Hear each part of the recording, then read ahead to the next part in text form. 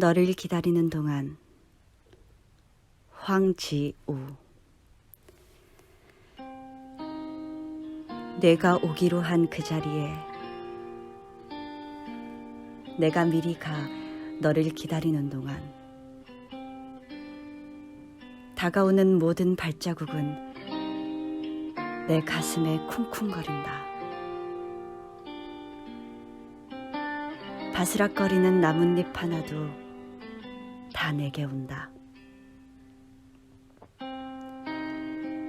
기다려본 적이 있는 사람은 안다. 세상에서 기다리는 일처럼 가슴에 리는 일 있을까? 네가 오기로 한 그 자리, 내가 미리 와 있는 이곳에서 문을 열고 들어오는 모든 사람이 너였다가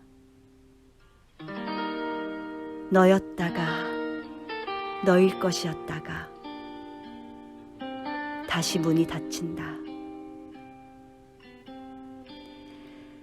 사랑하는 이여, 오지 않는 너를 기다리며 마침내 나는 너에게 간다. 아주 먼 데서 나는 너에게 가고 아주 오랜 세월을 다하여 너는 지금 오고 있다. 아주 먼 데서 지금도 천천히 오고 있는 너를 기다리는 동안 나도 가고 있다.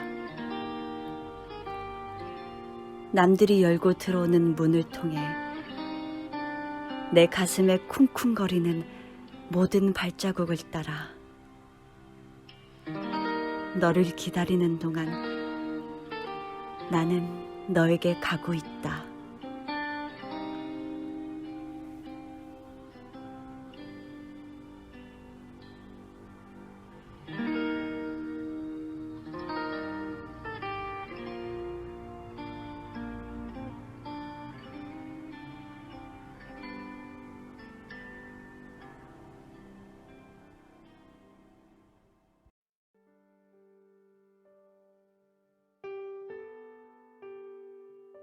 그리스 로마 신화의 에코와 나르키소스입니다. 나르키소스의 냉혹함은 에코의 경우뿐이 아니었다. 그는 가엾은 에코만이 아니라 다른 모든 ним프들에게도 쌀쌀했다. 한 처녀가 그의 마음을 사려고 노력했으나 돌아온 것은 냉대뿐이어서 그도 사랑의 아픔이 어떤 것인가 깨닫게 해달라고 처녀는 기도를 했다. 복수의 여신 네메시스는 그녀의 기도를 받아들였다. 어느 곳에 은처럼 빛나는 맑은 샘이 있었다. 목동들도 양떼를 몰고는 그곳을 피해갔고 사냥이나 다른 짐승들도 그곳을 흐리게 하지 않았다. 나뭇잎이나 가지도 수면을 더럽히진 않았다. 주위에는 신선한 풀만 자라고 바위가 햇빛을 가려주었다. 어느 날 나르키소스는 사냥을 하다 지쳐 이 샘을 찾아왔다. 그는 몸을 구부리고 물을 마시려다 물속에 비친 자기 그림자를 보았다. 그는 그 모습이 이 샘에 살고 있는 물의 요정인 줄 알았다.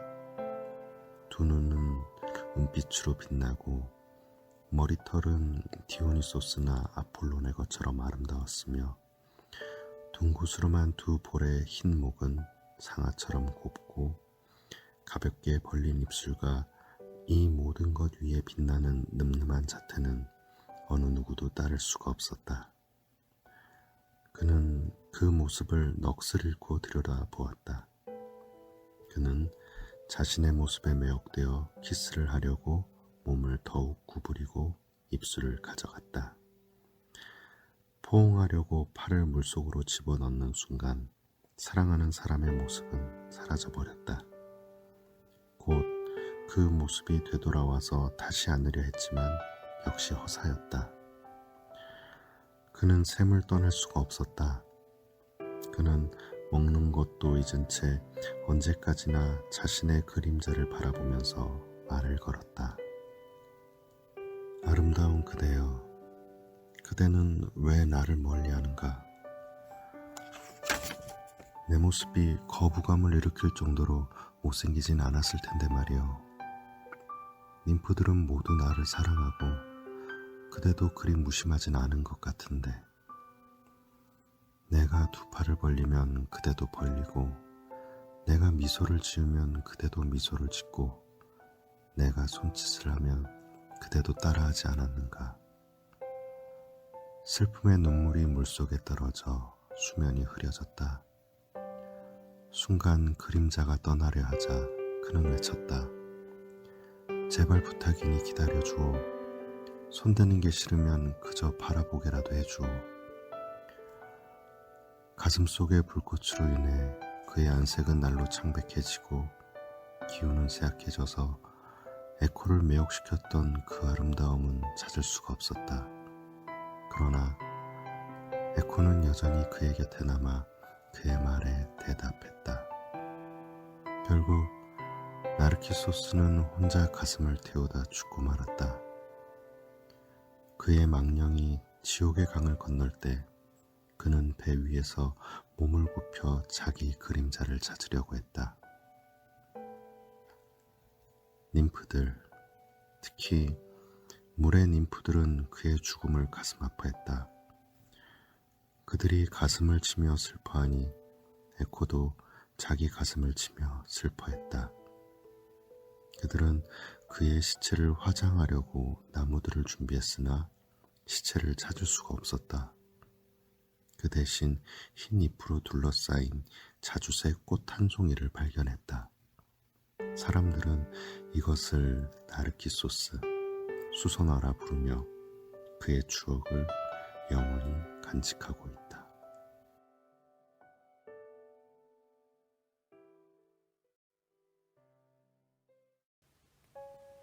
안녕하세요. 명작 귀르가즘 ASMR 최선혜입니다. 제가 들려드릴 내용은 공자의 논어라는 책 작품입니다.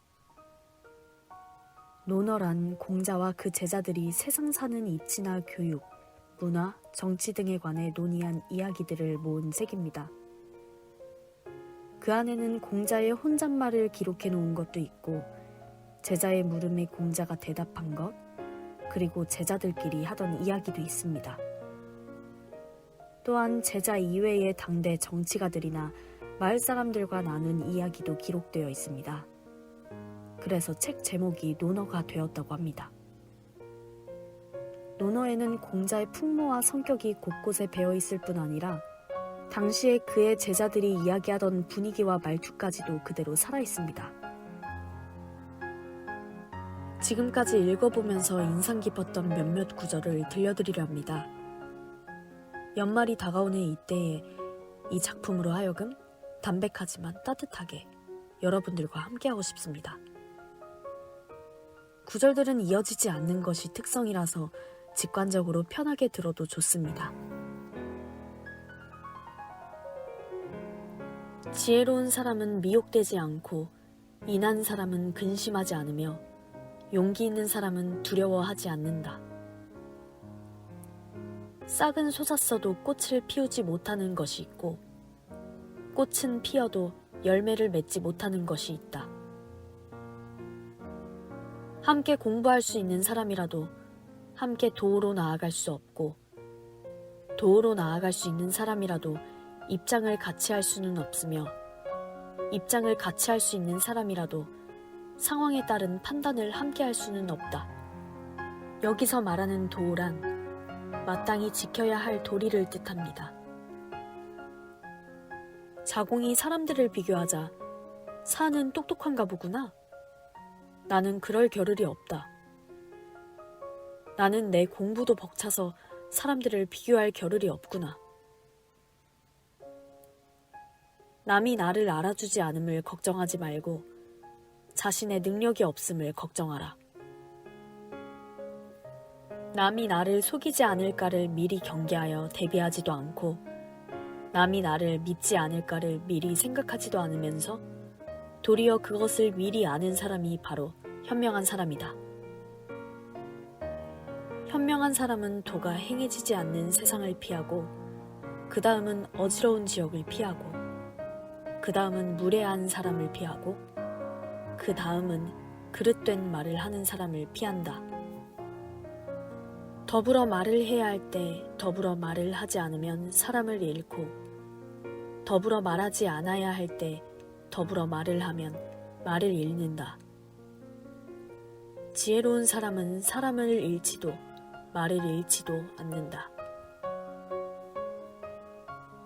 사람이 멀리 내다보며 깊이 생각하지 않으면 반드시 가까운 근심이 있게 된다. 어찌하면 좋을까, 어찌하면 좋을까 고민하고 노력하지 않는 사람이라면 나도 정말 어찌할 수가 없다. 여럿이 모여 하루 종일 지내면서도 의로운 일에 대해서는 이야기하지 않고 작은 꾀나 짜내기를 좋아한다면 곤란한 문제로다. 한마디 말로 평생토록 실천할 만한 것은 서어로다. 자기가 원하지 않는 것을 남에게 하지 않는 것이다. 여기서 말하는 서란 용서할 서를 뜻합니다. 군자는 섬기기는 쉬워도 기쁘게 하기는 어렵다. 그를 기쁘게 하려 할 때 올바른 도리로서 하지 않으면 기뻐하지 않는다. 그러나 군자가 사람을 부릴 때에는 그 사람의 역량에 따라 일을 맡긴다. 소인은 섬기기는 어려워도 기쁘게 하기는 쉽다. 그를 기쁘게 하려 할 때에는 올바른 도리로서 하지 않더라도 기뻐한다. 그러나 소인이 사람을 부릴 땐 능력을 다 갖추고 있길 요구한다. 이 책의 첫머리에서 가장 마음에 들었던 구절을 마지막으로 저의 ASMR 마무리하도록 하겠습니다. 감사합니다. 논어는 그냥 논어를 읽어야 한다. 그냥 읽으며 공자를 만나면 된다. 꼭 앞에서부터 차례로 읽을 필요도 없다. 끝까지 다 읽지 않아도 좋다. 그저 틈날 때 펼쳐보며 성인이 한 말이란 게 이런 것이구나. 이런 인간도 성인이구나. 라고 생각하며 지나치면 된다. 그러다가 순간순간 와닿는 구절을 만났을 때 한번 미소 지으면 그만이다.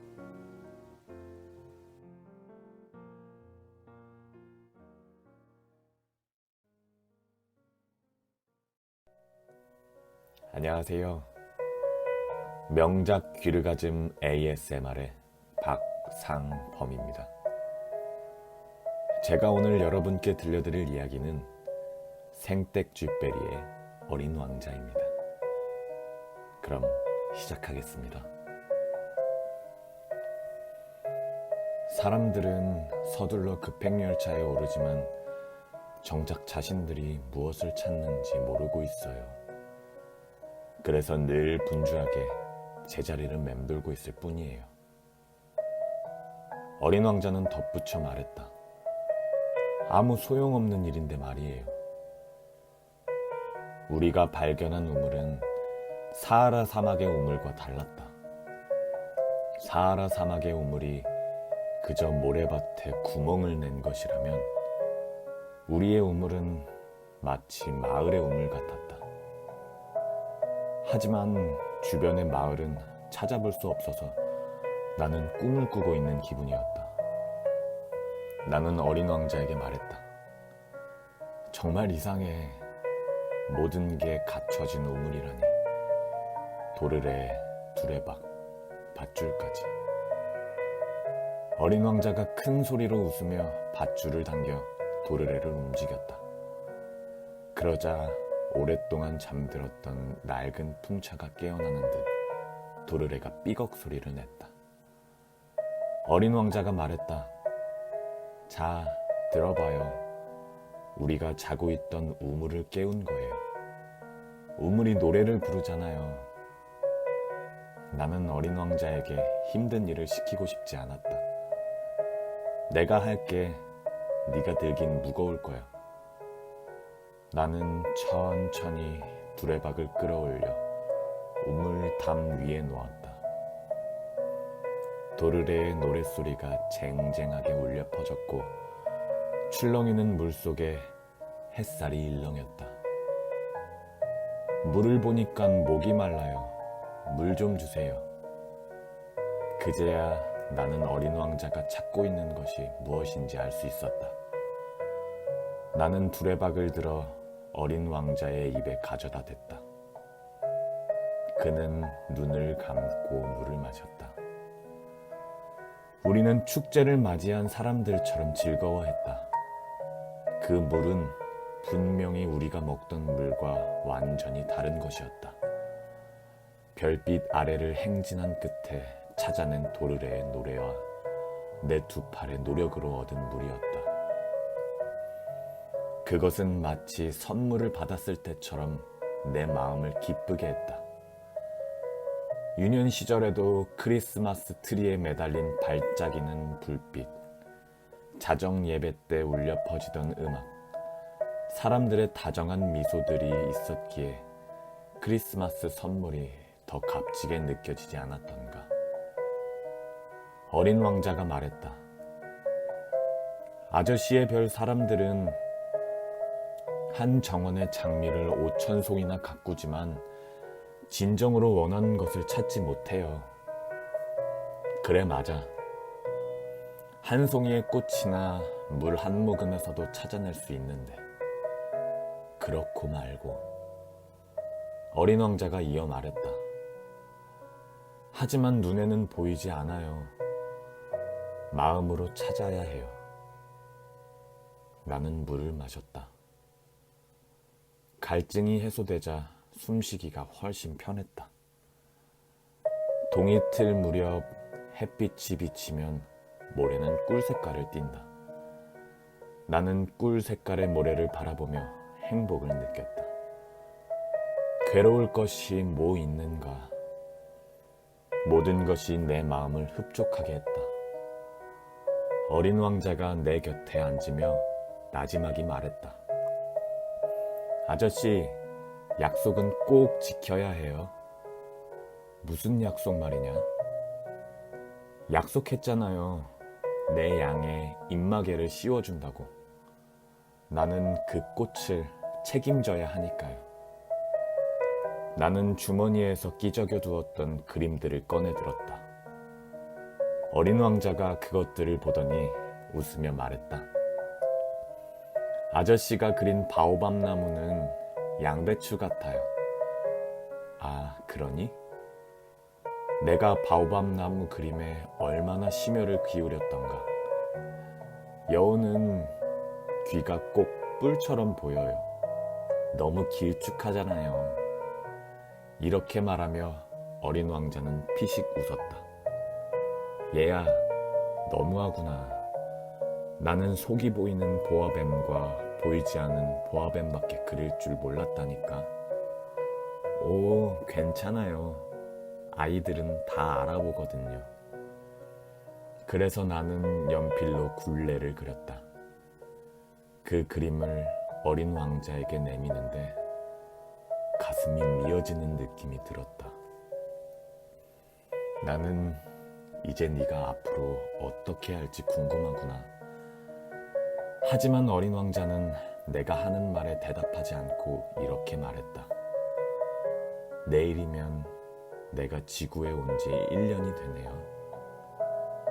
잠시 침묵하던 어린 왕자는 다시 말을 이었다. 이 근처 어디였는데? 어린 왕자가 얼굴을 붉혔다. 그 말에 나는 왠지 모를 슬픔이 밀려왔다. 우리가 만난 날 아침에 사람이 사는 마을에서 수천 킬로미터 떨어진 이곳을 네가 혼자 걷고 있었던 것은 우연이 아니었구나. 네가 떨어졌던 곳으로 돌아가려던 거였니? 어린 왕자는 다시 얼굴을 붉혔다. 나는 잠시 머뭇거리다가 다시 물었다. 혹시 1년이 되어 돌아가려고 했던 거니? 어린 왕자는 내가 묻는 말에 대답하지 않고 얼굴을 붉혔다. 아마도 내 말이 맞는 듯했다. 아, 나는 겁이 난다. 어린 왕자가 말했다. 아저씨는 이제 일을 해야 하잖아요. 아저씨의 기계가 있는 곳으로 가요. 나는 여기서 아저씨를 기다리고 있을게요. 내일 저녁에 다시 와요. 나는 두려웠다. 어린 왕자가 들려주었던 여우 이야기를 생각났기 때문이다. 누군가에게 길들면 눈물 흘릴 일이 생긴다는. 명작 귀르가즘 ASMR 여기까지입니다.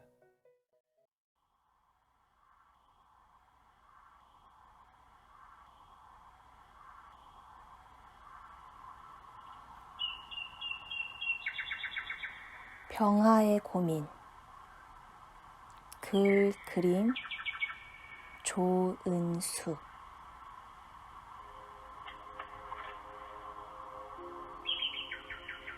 하루는 내가 물었다. 할머니, 저 아이는 왜 이 세상에 온 거예요? 그러자 할머니가 이런 이야기를 들려주셨다. 이 아이는 자랄 때 꼭 연한 순 같았단다. 꼭 마른 땅에서 나온 뿌리 같아서 고운 모양도 없고 몸을 가누는 것도 조마조마하고 아무리 봐도 사람들이 예쁘다고 할 만한 데가 없었단다. 그러니 어디를 가도 쌀쌀한 눈초리에 놀림이나 당하고 가난과 병에 걸린 어려움이라면 누구보다 잘 알았지. 누구나 보기만 하면 흠칫 놀라 얼른 고개를 돌려버리는 것처럼 우리도 이 아이를 귀하게 여기지 않았단다. 하지만 이게 다는 아니야. 우리가 보아도 알지 못하고 들어도 깨닫지 못하는 것처럼 꽁꽁 숨겨진 이야기들이 있거든.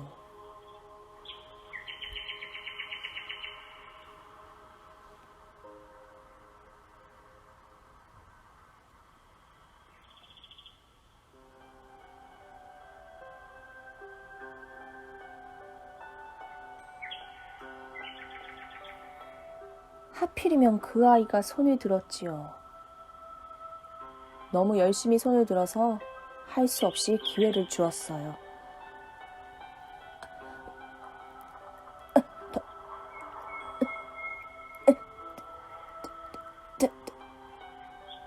하지만 입에서 말은 잘 안 나오고 이마에선 땀이 나고 얼굴까지 새빨개지고 나는 인내심이 바닥나서 말했어요.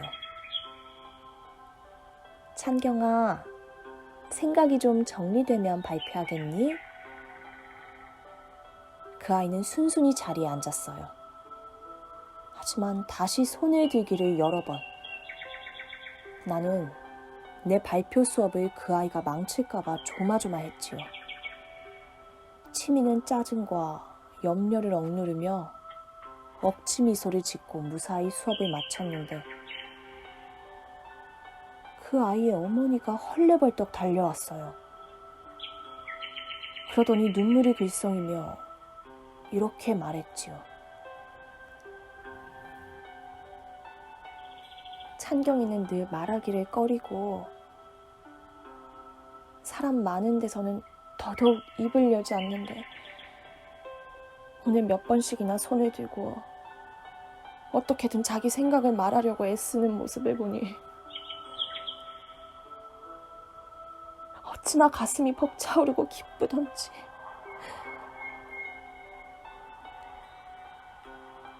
선생님, 정말 고맙습니다.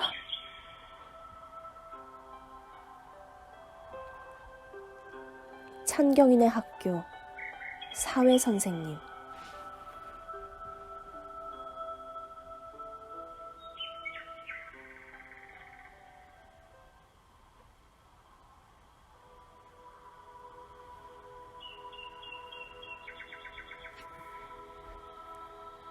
정생은 커서 작가가 되었다.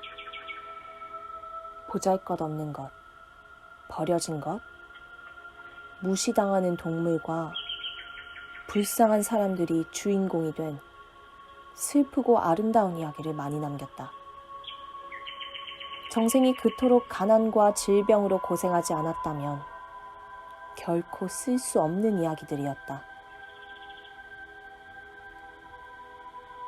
늘 쌀 2가마를 치고 있는 것 같다던 정생이 어려서 엄마를 잃고 폐결핵과 온갖 질병에 시달린 정생이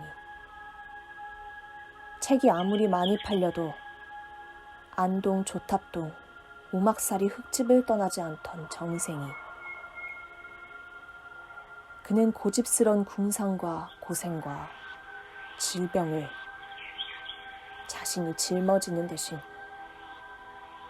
우리에게는 몽실 언니와 강아지 똥을 선사해 주었다. 권정생의 친구, 문학평론가 이씨.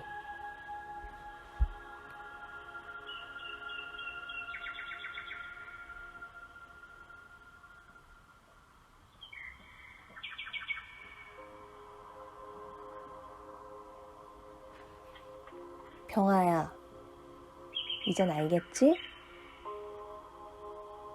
할머니의 물음에 나는 눈만 껌뻑거리며 모르겠다고 말했다.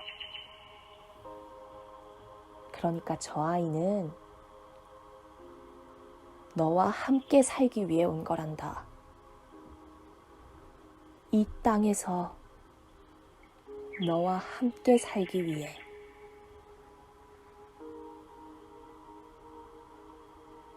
명작 귀르가즘 ASMR 박현선이었습니다.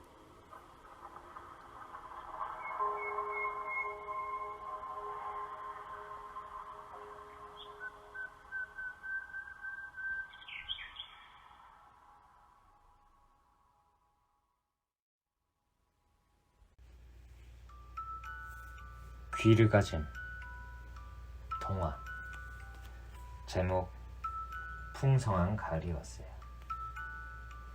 고릴라들이 모여 사는 마을에 분홍 고릴라와 까만 고릴라가 서로 이웃하여 살고 있어요. 두 집 다 햇볕 잘 드는 작은 뜰이 있지요. 뜰에는 빵나무가 한 그루씩. 봄날 빵나무는 연두색 잎을 쏙쏙 내밀었고 여름날 빵나무는 손바닥 같은 푸른 잎과 밀가루처럼 하얀 꽃을 떨어뜨리더니 그 자리에 조그마한 빵 열매를 맺었어요. 이제 가을이면 큼직큼직 탐스러운 빵 열매가 잔뜩 매달려 달콤한 냄새를 퍼뜨릴 거예요. 손톱만한 빵 열매를 들여다보며 욕심 많은 분홍 고릴라는 걱정이 많아요. 친구들이 오며 가며 만지면 빵이 적게 열릴지도 몰라. 분홍 고릴라는 아예 대문을 꽁꽁 잠그고 아무도 놀러오지 못하게 했어요.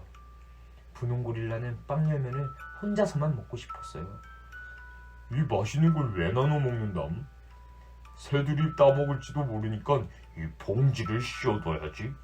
분홍 고릴라는 빵 열매마다 봉지를 덮어 씌워 남들이 못 보게 꽁꽁 감췄어요. 빵 열매가 열리면 곱감 가득 쌓아둘 거야. 내 빵이니까 겨울 내내 혼자서 야금야금 다 먹어야지. 분홍 고릴라는 빵이 많이 열리라고 오며 가며 물도 흠뻑 주었어요. 봉지를 씌우지 않은 까만 고릴라네 빵나무에는 새들이 날아와 덜 익은 빵 열매를 콕콕 쪼아보곤 했어요. 얘들아, 빵이 아직 덜 익었어. 달콤하게 잘 익으면 친구들도 데려오렴. 그때는 배불리 실컷 먹게 해줄게. 새들은 나무 아래 새똥을 찍찍 누고 날아갔어요. 가을이 되었어요. 세상에, 분홍 고릴라의 빵 열매 좀 보세요. 봉지를 걷자마자 빵 열매가 툭툭 떨어졌어요. 해를 못 본 열매는 말라 비틀어져서 한 입도 못 먹게 되었네요.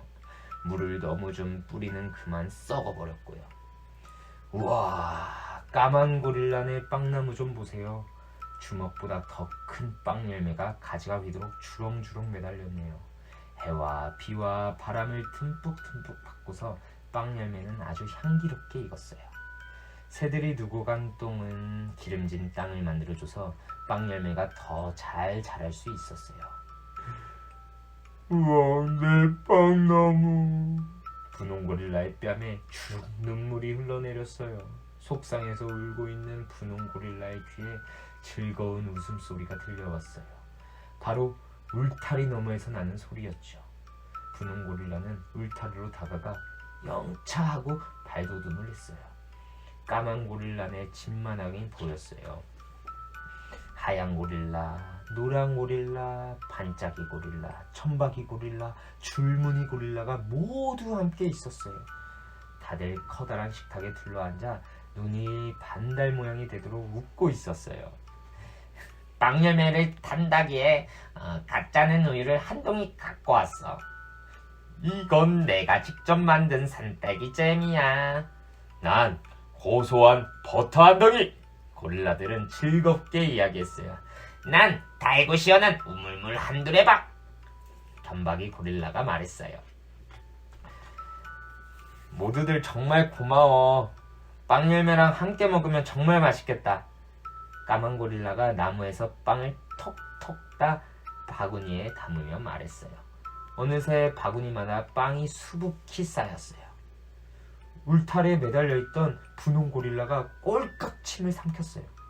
까만 고릴라가 그 모습을 보았어요. 분홍 고릴라구나. 안녕. 너희 집 빵나무에도 빵 많이 열렸지?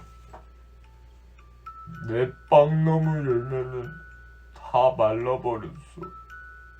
분홍 고릴라가 기어 들어가는 소리로 말하며 돌아설 때였어요. 분홍 고릴라야, 이리 와. 우리 빵 열매를 나눠 먹자. 고릴라 친구들이 입을 모아 분홍 고릴라를 불렀어요. 가을바람은 설렁설렁, 빵 냄새는 솔솔. 낙엽이 폭신하게 깔린 까만 고릴라네 집마당에는 알록달록 새들도 날아오고 고릴라 친구들이 모두 모여 빵 열매를 먹느라 떠들썩했어요. 말랑말랑 폭신폭신, 세상에서 가장 맛있는 빵이었어요. 끝.